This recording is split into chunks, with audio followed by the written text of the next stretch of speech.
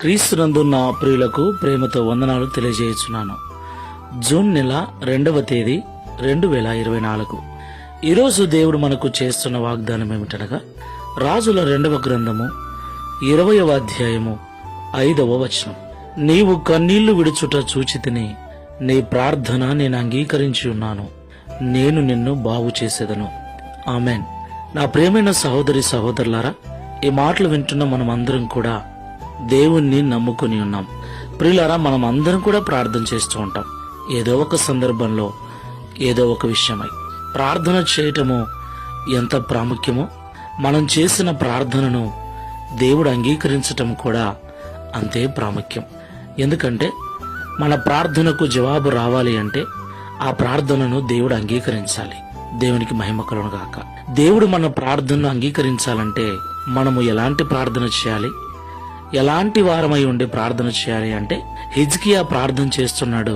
దేవా యెహోవా, నేను యథార్థ హృదయుడనై నీ సన్నిధిలో ఎలా జీవించానో ఒకసారి నన్ను జ్ఞాపకం చేసుకోవాలి. దేవునికి మహిమ కలుగును గాక. ప్రియులారా, మనమందరం కూడా పొరపాట్లు చేస్తూ ఉంటాం, తప్పిదములు చేస్తూ ఉంటాం. వాటిని బట్టి ఆయా సమయాలలో మనము ఇబ్బందులు పడుతూ ఉంటాం. చాలా మంది శ్రమ వచ్చినప్పుడే ప్రార్థన చేస్తారు కూడా. మంచిదే. శ్రమ కలిగినప్పుడు మనం చేసే ప్రార్థన దేవుడు అంగీకరించాలి అంటే మన జీవితంలో మంచిగా జీవించిన దినాలు, యథార్థంగా జీవించిన దినాలు, పరిశుద్ధంగా జీవించిన దినాలు తప్పకుండా ఉండాలి. మన యథార్థత, మన పరిశుద్ధత, మన నీతిని దేవుడు జ్ఞాపకం చేసుకుని మన శ్రమలలో నుండి మనల్ని విడిపిస్తాడు. మనమందరం కూడా ఒకసారి పరిశీలన చేసుకుని ప్రార్థన చేసుకుందాం. అతి పరిశుద్ధుడైన యేసుక్రీస్తు ప్రభువా, పరిశుద్ధమైన మీ నామమునకు స్తోత్రములు చెల్లిస్తూ ఉన్నాం. ఈ ఉదయకాల సమయంలో మాతో మాట్లాడినందుకు స్తోత్రాలు.